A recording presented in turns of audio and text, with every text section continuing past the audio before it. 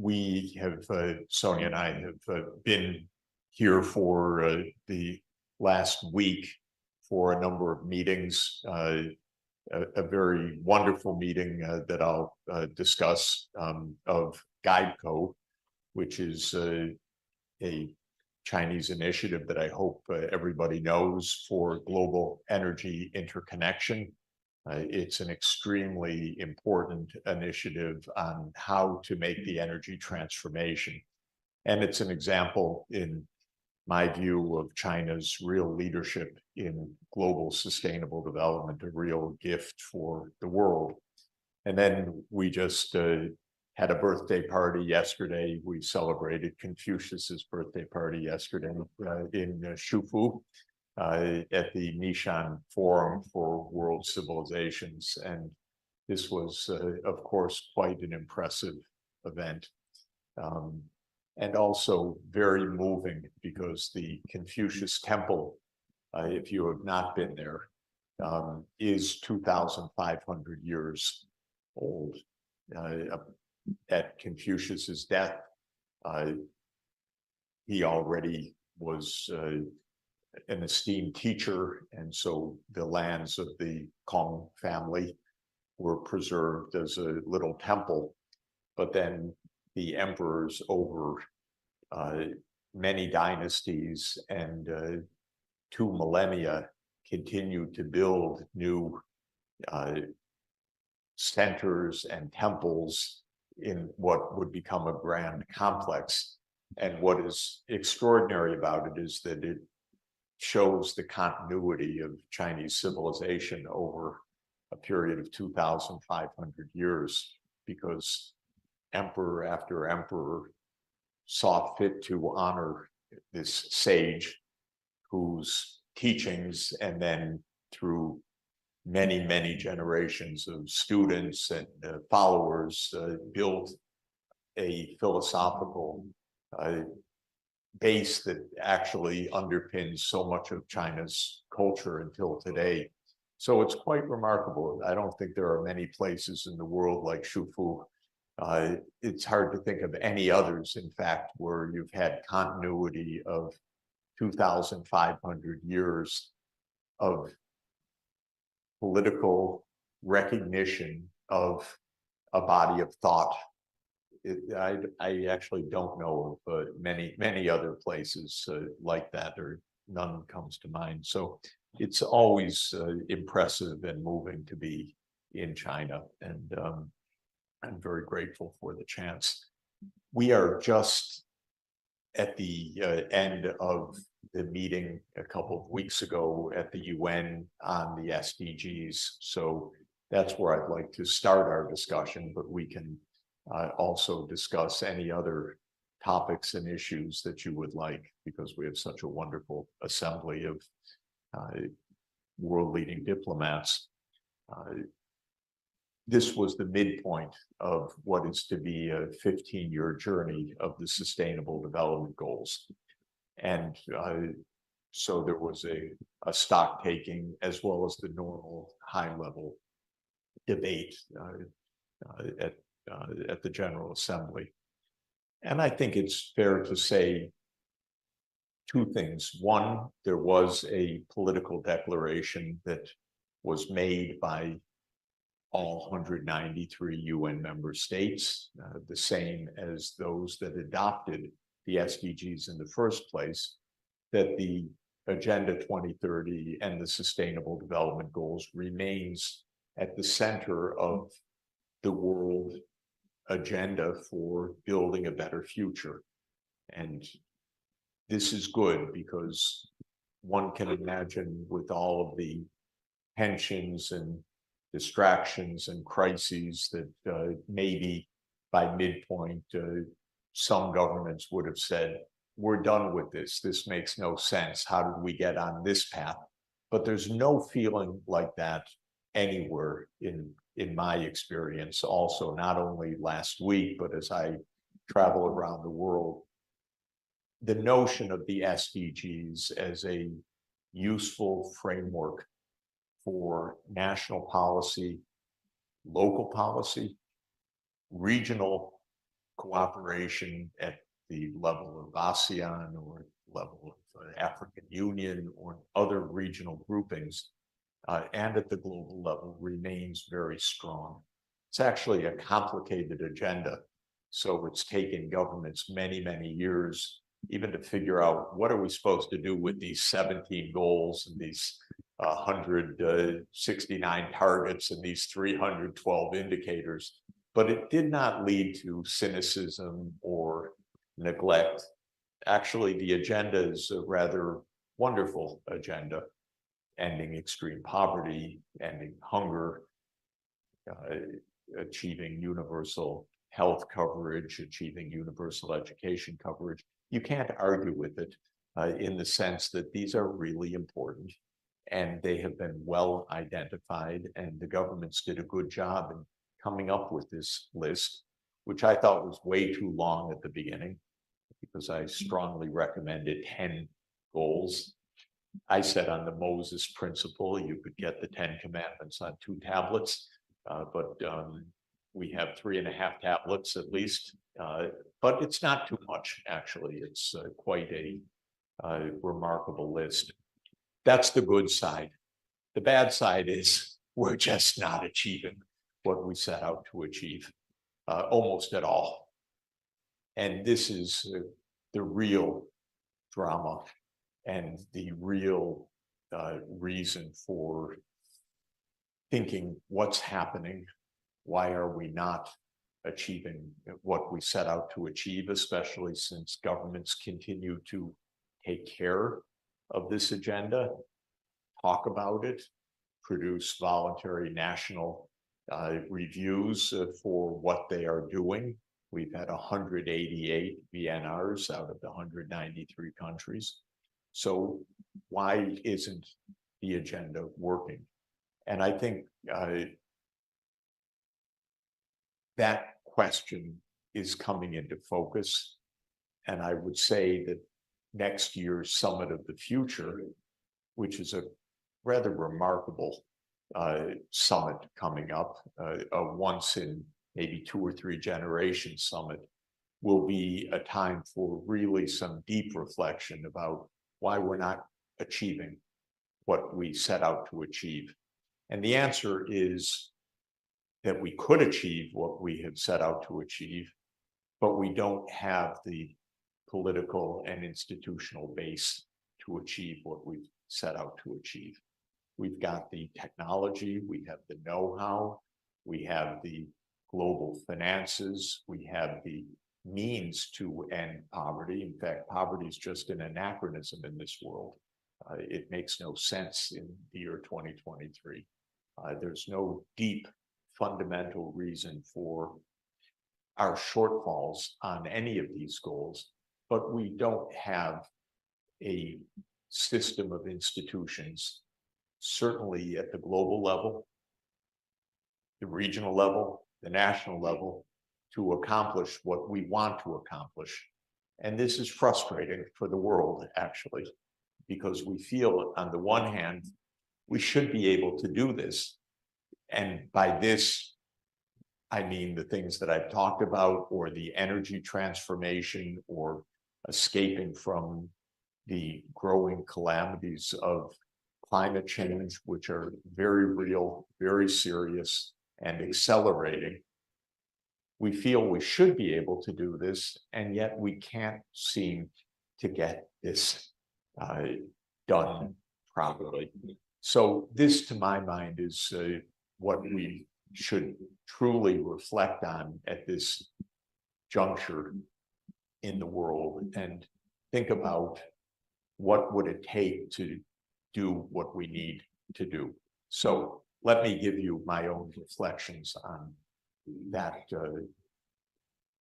that almost paradox in a way. Clear goals, goals that have been reaffirmed, goals that governments have adopted, but goals that are not being achieved. Of course, some people might say, well, they're not really achievable. These are just dreams. These are nice statements. I would strongly dispute that. There is no reason why we should have extreme poverty in the world. There's no reason why there should be hunger. There certainly is no reason in the world why hundreds of millions of children should not be in school, though they are school age. In fact, it's a scandal. It's not a puzzle, it's a scandal that this is the case. There's no reason why we should not be on a path to full decarbonization by mid-century, because technologies are now so good and the costs of zero carbon energy are now so competitive with the traditional fossil fuels that the transformation of the energy systems is absolutely within reach.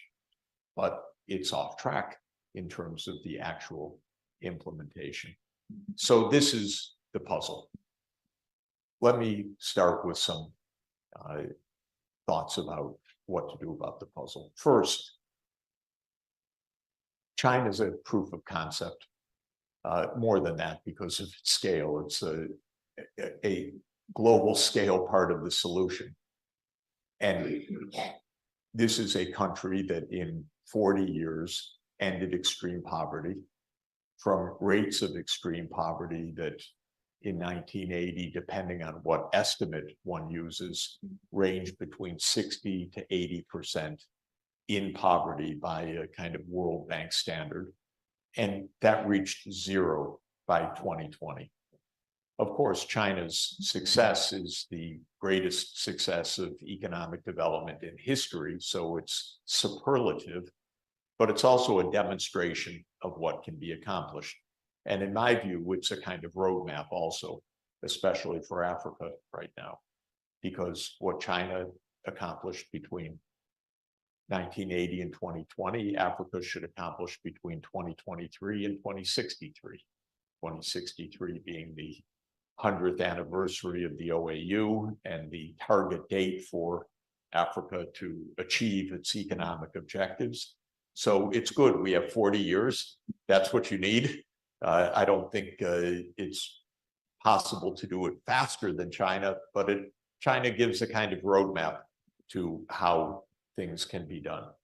And what the Chinese success in ending poverty demonstrates is the crucial role of a very high investment rate, invested properly in three areas of the economy.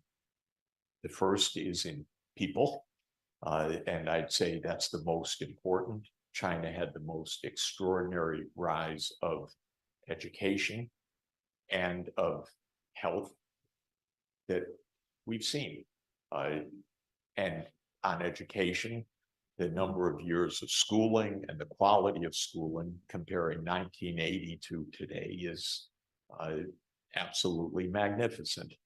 And this is the core of China's economic success, that China attained actually the first ranks of technological and scientific innovation and sophistication in 2 generations, from a country of villages after a century of upheaval, invasion, and instability.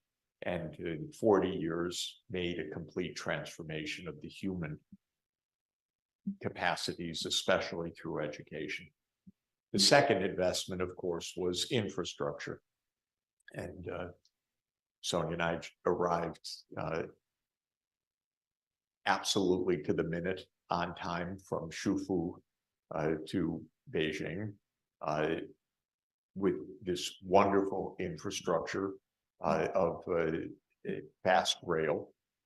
And I wish in the United States we had even 1 kilometer of fast rail in the whole continent. We don't have 1 kilometer of rail that goes at the speed that we went. We were watching 320 kilometers per hour the entire way. So it was a very quick journey. And that's China's infrastructure investment. This is true of rail. It's true of the highway network, of course. It's true of fiber and 5G. It's true of the power sector. China built a modern infrastructure that is continental scale in a period of even less than the 40 years, and that supported this startlingly rapid economic development. And of course, the third pillar of investment was business investment, because the first two were mainly governmental investments. And the third pillar is business investment. And the core of the business investment is that China had an outward-oriented strategy of integrating the Chinese economy into world markets, and especially did so through the manufacturing sector, though other sectors in other places can play a similar role. But China's idea was to become deeply integrated into the world economy and to climb the technological ladder along the way until reaching not only the top of the ladder, but now the one of the leading innovative regions of the world, creating the new technologies. So that's a starting point for me in terms of what needs to be done. And I make the comparison with Africa, and I thank the UN country team here for really supporting the China-Africa partnership, because to me, this is absolutely wonderful for Africa and for China and for the world. But if you make a comparison, it's quite interesting. China,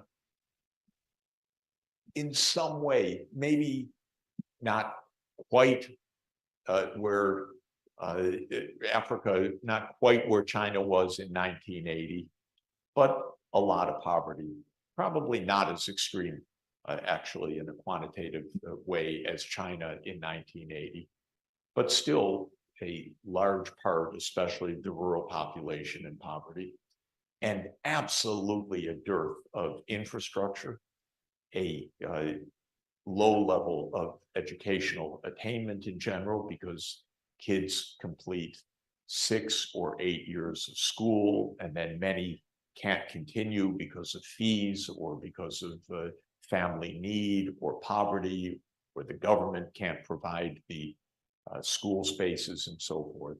So in this sense, really an urgent need for investment in human capital, meaning education, meaning health care, and so forth. And nicely, Africa is the same population as China, 1.4 billion people, of course. The difference is the imperial powers chopped up Africa into 55 individual countries, not one of which, not even the giants, not even Nigeria, not even Ethiopia, not even DRC, is big enough economically or demographically to pull off this transformation by itself. But if you think of the African Union, like I like to do, as the equivalent of a China or an India, then you have something at scale, a continental scale, 1.4 billion people. And then I would say you have a kind of roadmap that what is needed now is high levels of investment that continue for several decades, focusing on these big 3 areas of investment: the human side, the infrastructure, and the business development. And the key to do that is, as China did, a mixed economic system that has a strong state sector and that has a strong private sector. So truly a mixed economy, and a set of institutions that can direct investment productively into the urgent areas. Now, there's a huge puzzle that stands at the center of our lack of adequate achievement, and that is how to invest this takeoff in Africa for the next 40 years.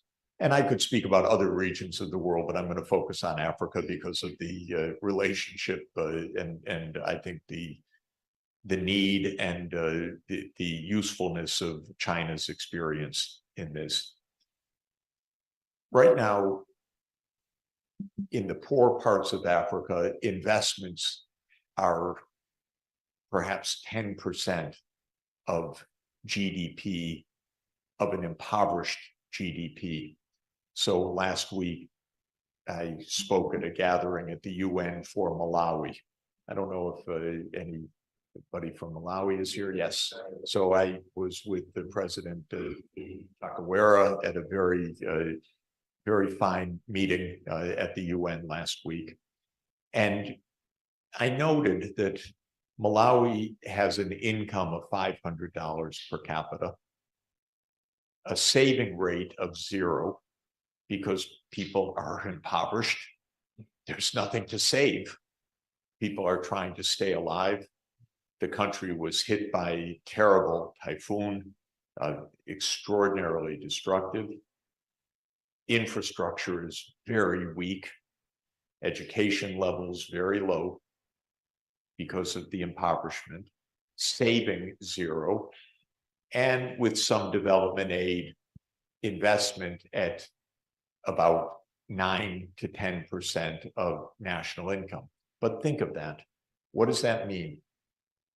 If the income per capita is $500 per year, 10% investment means $50 per person investment rate.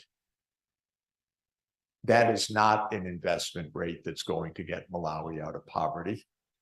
That's an investment rate in which Malawi will continue to sink deeper and deeper into poverty. And the IMF has blessed Malawi's economic program because the IMF doesn't pay. Is there anyone from the IMF here? No. Okay. I would say the same thing anyway, but the IMF doesn't pay attention to these issues because it pays attention to the bottom line that the budget is balanced. If it's balanced in extreme impoverishment, fine, as long as it's balanced. And so Malawi has a program in which there's $50 per person of investment. The kids can't go to school because there isn't an adequate budget for that. There is not the domestic saving to get this process started. And then here's where I want to make the point. The international system doesn't pay any attention to any of this. It says, just don't overborrow. Be quiet. You'll be fine. And so sorry about that typhoon that hit you. So sorry that, as the scientists say, that was caused by human-induced climate change by the rich countries. But don't ask them to do anything about it. They deny any historical responsibility, by the way. So good luck and try to achieve the SDGs. That's more or less the reality that we're in right now. A true global system would say, my word, first, Malawi could grow 10% per year for the next 40 years. It could, because if you're at $500 per capita, it doesn't take much to get to $1,000 per capita or $1,500 per capita. The rich countries are 100 times higher, 100 times higher, 50,000 per capita or 100,000 per capita. So the investments that are needed are not huge. So that would be the first thing that an international system would say is, we better sit down and roll up our sleeves to get this right. The second thing would be to say, we want to do what China did. So how did China do that?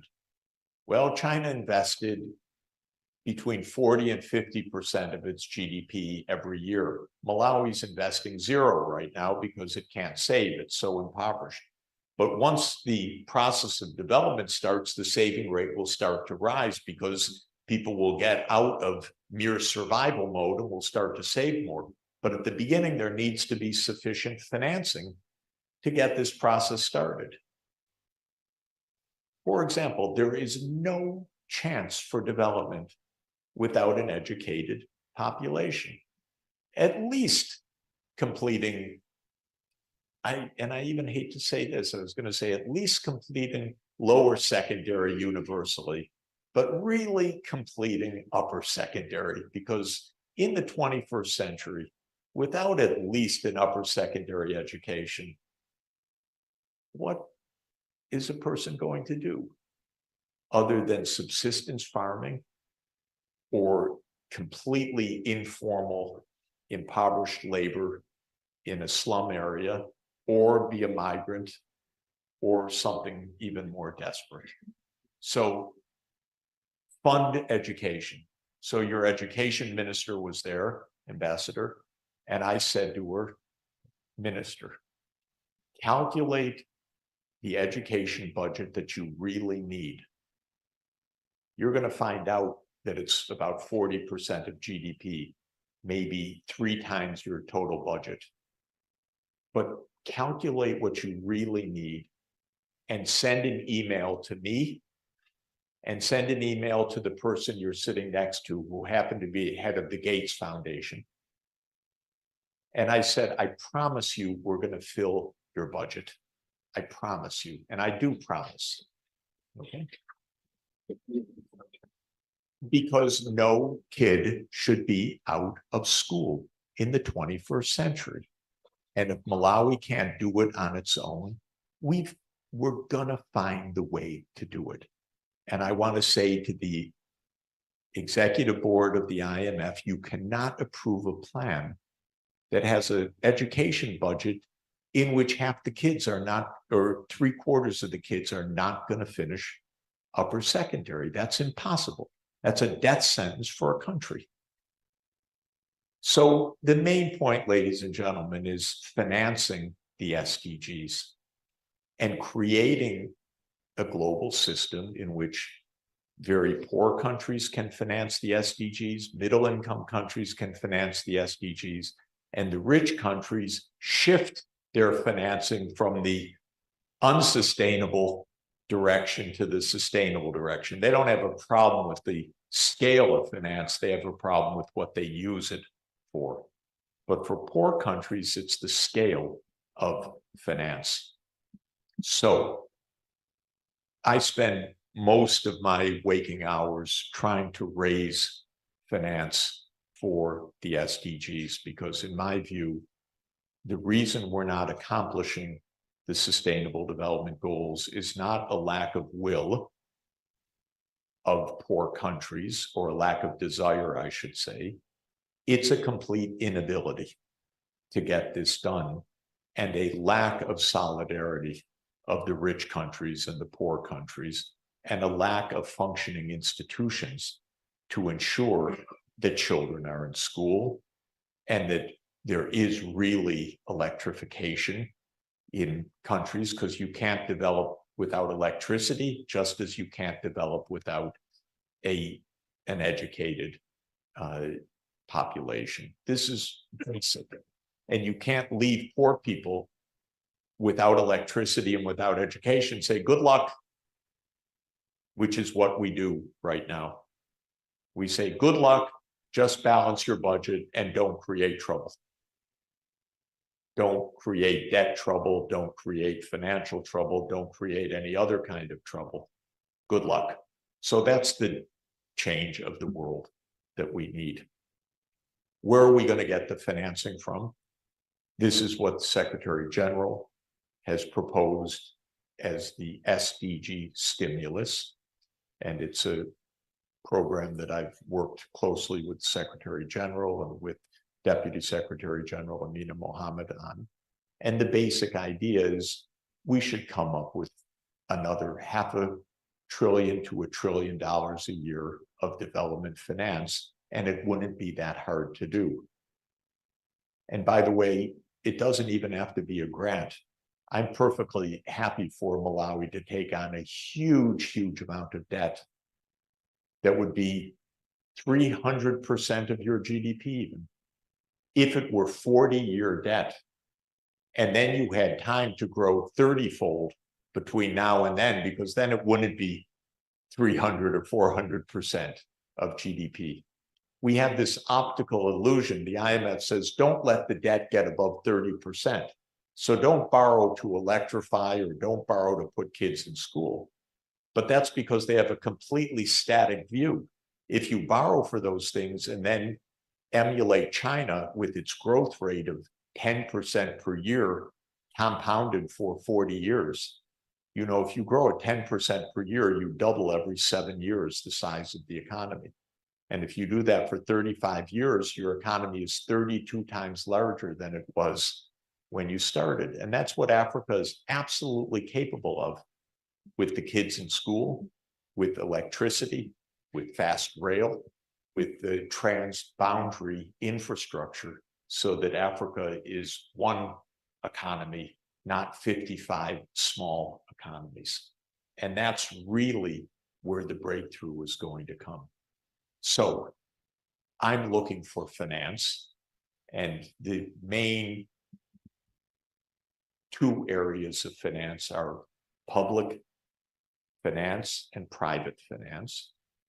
And on the public financing side, we have a number of institutions, our multilateral development banks, that are charged with doing this.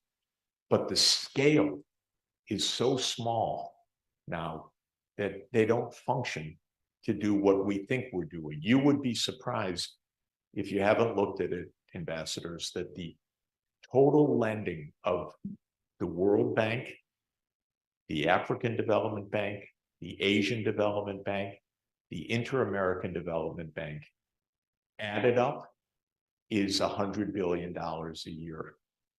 $100 billion a year is, for the poor half of the world, $25 per person. This is so subscale. These institutions should be 10 times larger than they are. And that is the first recommendation of the Secretary General, a big expansion of the multilateral development banks. There's a little problem, and the little problem is that it's not really a problem, but the United States slow walks this, because to expand the banks would mean more voting shares for China, more voting shares for India, more voting shares for the developing countries, and they don't want that. And this is where one of the bottlenecks comes in, that geopolitics starts to intervene. Yes, we should have a larger World Bank, but then who's going to have the voting shares and so forth? This is not a deeply interesting question, except that it stops action in Washington. So this is an example of the problem. A different area for doing this kind of investment is the Belt and Road Initiative. I am a huge fan of the Belt and Road Initiative. I would strongly encourage every country to partner with the Belt and Road Initiative and to come celebrate its 10th anniversary next month.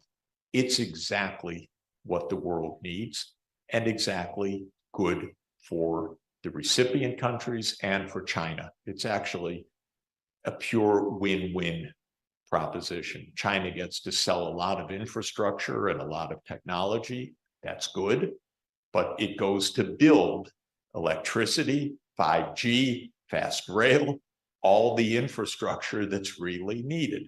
That's what economics is about, is mutual gains from trade. So this is an intertemporal trade. China finances the development of the recipient countries, and the recipient countries achieve economic growth, and they repay those loans when they're richer. The two criteria that I think are extremely important for the Belt and Road Initiative to pay attention to: first, the investments should be high quality, sustainable green investments. So use them for fast intercity rail. Use them for renewable energy and transmission grids and so forth. Second, from China's side, I want the lending to be at least 30-year maturity, not 10-year or 20-year maturity, but at least 30-year maturity, because otherwise there's going to be a lot of frustration.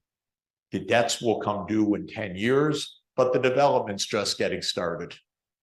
So this is a huge problem with finance. It's not only the amounts, it's the structure of the financing. And you cannot finance long-term development with short-term loans. If you finance long-term development with short-term loans, you have a series of economic crises, which have given me a very interesting career, because I've made a career going from country to country. I realized only countries in deep crisis would have me. It's a kind of last desperation. But the truth is, these crises are what we call liquidity crises.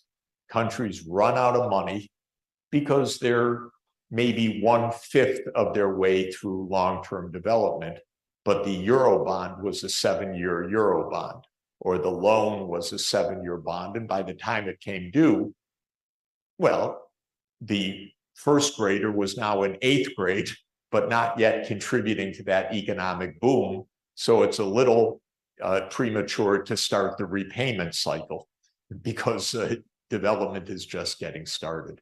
So we need long-term financing and a lot of infrastructure.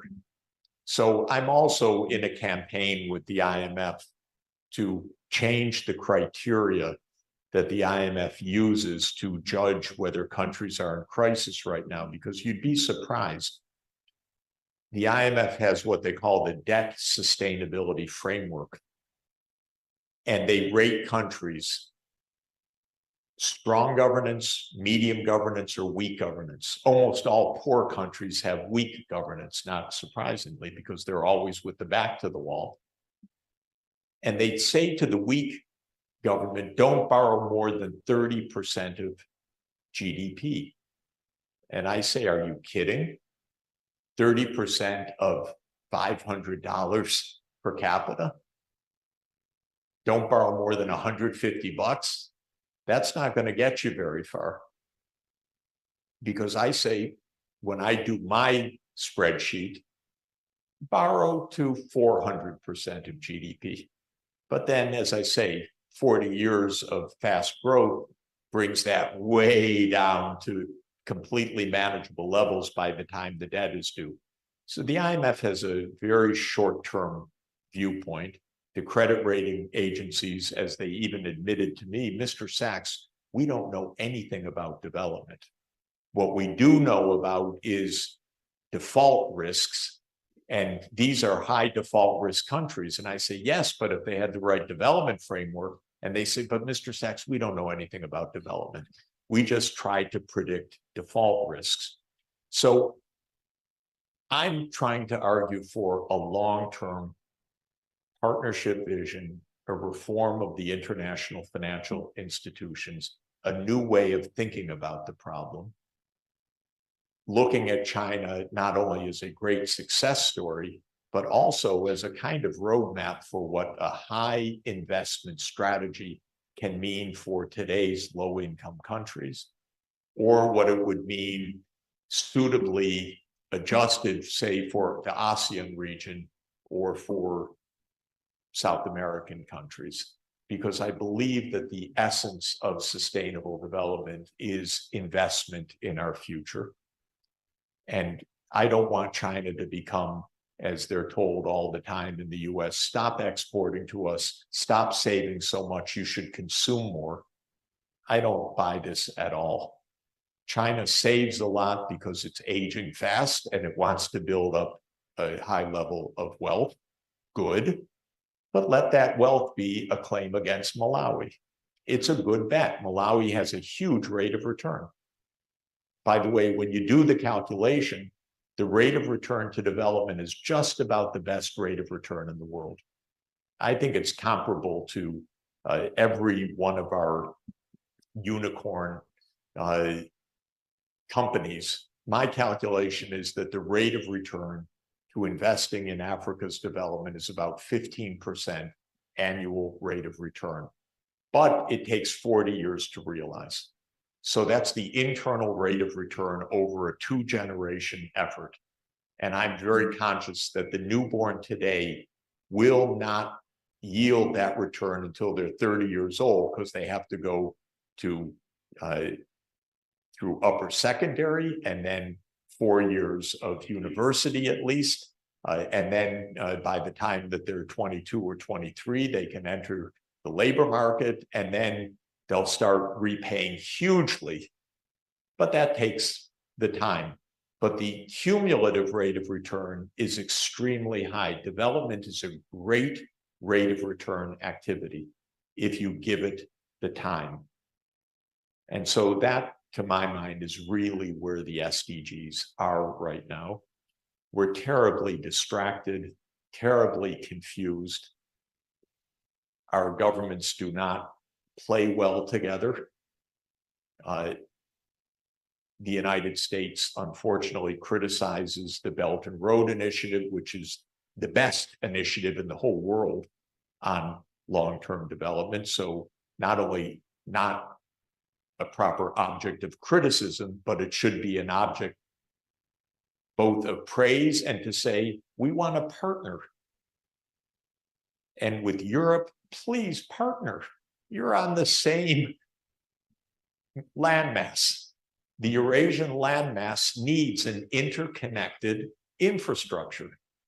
Of course, the Silk Roads was the first example of that. That's the model of the Belt and Road Initiative, is the Silk Roads. Okay, that required a lot of horses over a long distance. We can now have a 21st century infrastructure. So for Europe, build from the West towards the East. China will help finance investment from the East towards the West. Celebrate in Samarkand that you have connected Eurasia together, again in a 21st century Silk Road, and let's cooperate. And I know the United States calls some leaders and says, maybe you should not be part of the Belt and Road Initiative. This has happened last month in the White House and so on. Please don't do this. This is ridiculous. This isn't a game. This is our world. This should be partnership. This should be cooperation. There should be dialogue to get this right. And Europe and China should really be cooperating on getting this right. I'll say one more thing and then I'll stop. And that is that wherever you look in the world, my economic advice is be nice to your neighbors. Because economies work better at scale. They work through trade and transport. And your neighbor is on your transport route, whether you like it or not. They're your neighbor. Africa, by the way, has 14 landlocked countries. The coastal countries and the landlocked countries need to be friends. We need an integrated infrastructure. And that's true of Eurasia, it's true of Africa, it's true of South America. The GuideCo initiative that I mentioned at the start is an initiative for interconnecting the energy system. It's a wonderful idea. And by the way, the engineers of GuideCo, which was created by China's State Grid, are the best in the world at these interconnections, because China had to bring power from Western China to the Eastern seaboard. So they've developed a lot of the best technologies for high voltage direct current systems and their management. But that's interconnection with the neighbors.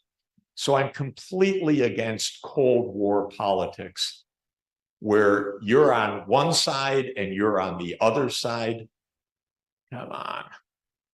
This is really absolutely not the right way to think about any of our real problems. Neighbors share riversheds, neighbors share rainforests, neighbors share fisheries, neighbors share inland seas, neighbors share renewable energy potential.